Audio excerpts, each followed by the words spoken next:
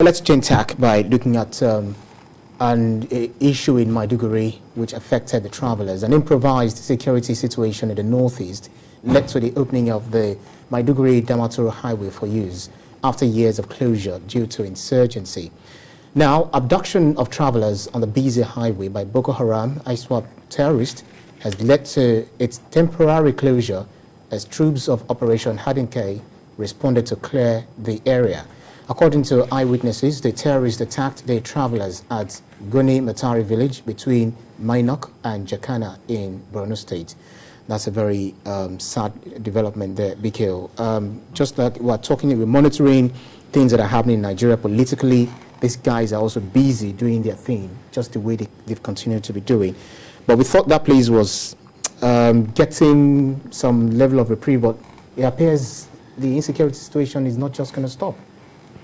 No, there are different elements to insecurity in the Northeast.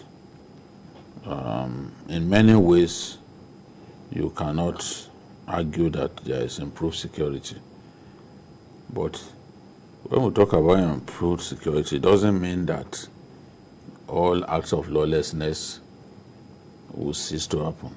It doesn't mean that those guys have stopped carrying out attacks totally. It's the volume of attacks that certainly had gone down. It's the regularity with which they used to attack military bases that clearly had gone down. In fact, I can't remember the last time they attacked an army base, whereas there was a time when in 1 week they could attack up to 3 army bases with the intention of stealing weapons, you know. But kidnapping of passengers on the Maiduguri-Damaturu highway, there was no time that it stopped. No, there was no time that it stopped. It may have gone down at some point, but at no time can you say that, oh, it stopped. On a day when you are unlucky, you could just run into them. And the road had not been completed, the dual carriageway. There are still some bad portions. They exploit those bad portions to kidnap people. The area where these attacks happen is not an area that cannot be protected. What I mean is, it's not the whole stretch of that road that is dangerous. It's just a small portion. And it is suspected that when they are crossing, you know, they are crossing through that Jakana area, crossing into Sambisa, because it's close to Sambisa and the Konduga area. So they suspect that it is when they are crossing that they also use the opportunity to kidnap people and then take them away. So the argument has always been, why can't we simply protect that small area? Just a matter of a few kilometers, where you know that from time to time these guys come around. Why can't we protect that whole area and ensure that our people are free of these constant attacks? I mean, these attacks by these people. They need to carry out these attacks so that they can raise money to fund the insurgency. From the ransom that they get paid, they can fund the insurgency. Or when they lay their hands on humanitarian workers, they don't usually take ransom from those, they kill them. They don't want to see military men, they don't want to see civil defense or JTF, civilian JTF. When they get hold of those ones, they don't show mercy. But for ordinary civilians, they will ask for ransom and all that. So they need the money to keep the insurgency going. So we need to protect that area a lot more. Don't forget, Maiduguri has not had electricity, public electricity, for well over a year now. Due to the activities of these guys, they went along that same route. They went, destroyed transmission lines. Yeah. Government repaired those transmission lines. They went back, destroyed them a second time. And since that time, Maiduguri has not had electricity.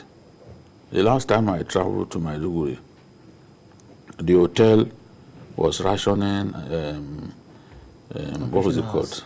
Electricity, by simply putting on their generator at 8 p.m. And switching it off at 8 a.m.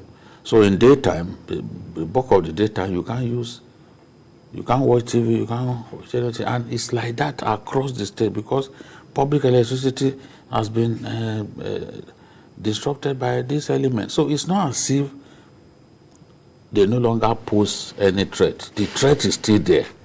But the joy that we have is that the rate of attacks have gone down, and it is down to the hard work of the armed forces, the gains that they have made, you know.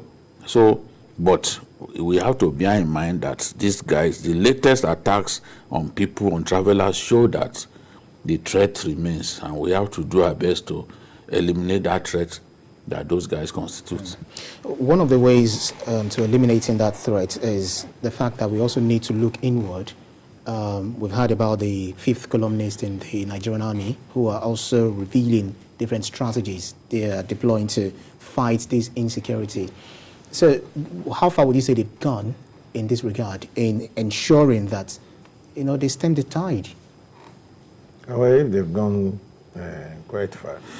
The cases of attacks and kidnaps will reduce. Like Bike just told us that at no time, and I am holding on to that, that at no time can we say kidnapping stopped in the axis. Yeah. Now, yes, the tide of attacks on military formations reduced.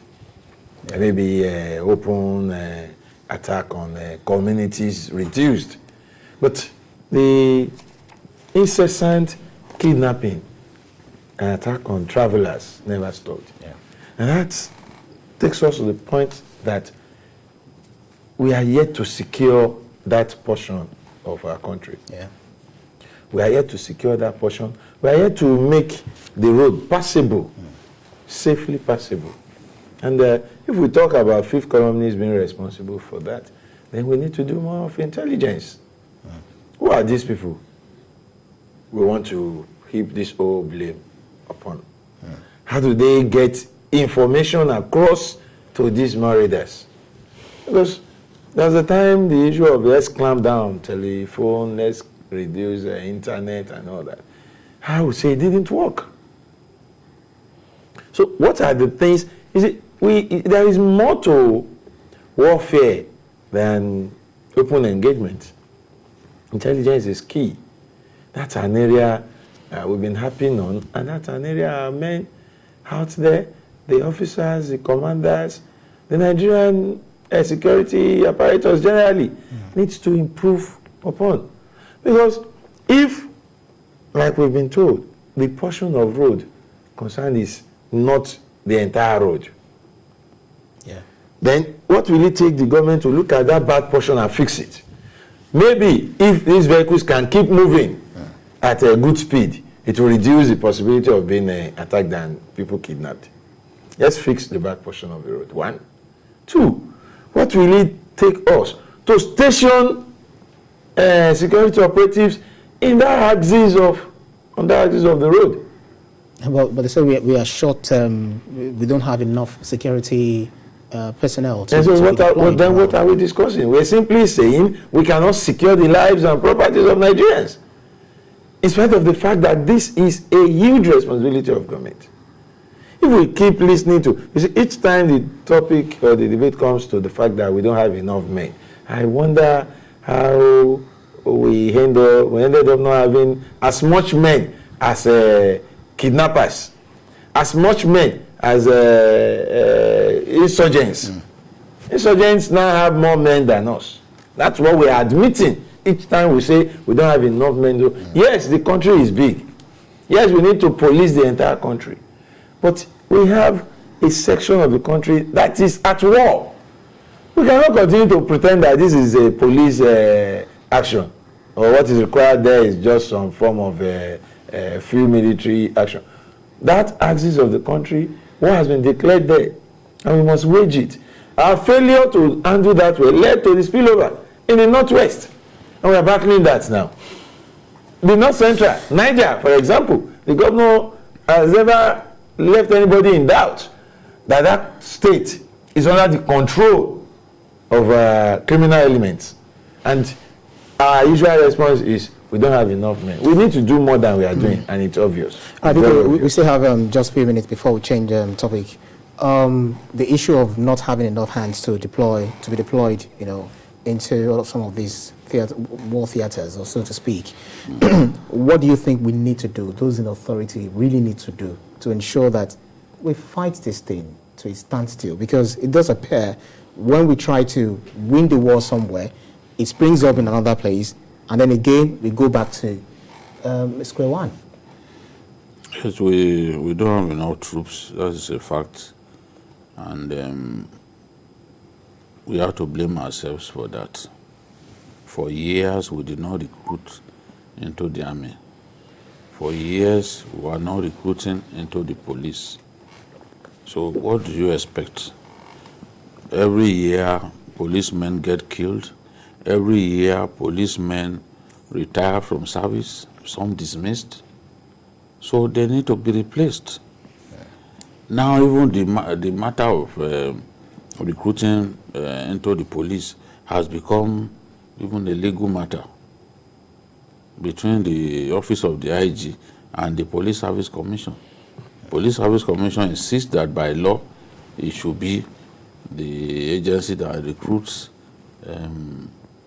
policemen, and that the IG and these men are just supposed to train them. But the IG and these people are saying, if these people are going to work for us, we reserve the right to select them, select those who are good enough. So we are on that now. We have not resolved that. This is a matter that we ought to put to bed. It shouldn't even get to court before it's resolved, so that we can recruit. We have years, we have a lot of areas that we need to fill up, because for years we did not recruit. Now, clearly we don't have enough security operatives to deal with the threats that we face across the country. Yeah. Another thing we can do is to equip the police sufficiently to deal with certain threats for which we bring in soldiers. Mm-hmm. If the police are well equipped, provided with the wherewithal, they can deal with those threats. After all, we've seen the head of SARS in Borno State go to the point of even rescuing soldiers who are detained, who are abducted by Boko Haram. It's a fact. He not only went after he retrieved from them, he recaptured the gun trucks that they took away, and rescued soldiers that were abducted. So, and why was he able to do this? He had, this armored personnel, called the APC, and other weapons that the governor had provided. So if we sufficiently equip the police, like we did during the Adewusi era, when the police, they were calling them kill and go at that time, but they had weapons to the point that even the other arms of armed forces became threatened. If we could equip the police sufficiently, they can engage these bandits. There's no reason why police shouldn't be able to engage bandits. Let's know that Boko Haram should be the duty of the army. Well, what you just said about the police, you saw me smiling, because the kind of the image we have about our current police now to face, just even within internal security, these guys are the same people running after Yahoo boys, up and down. No, why are they not running after Yahoo boys in Borno State? Because they are busy there.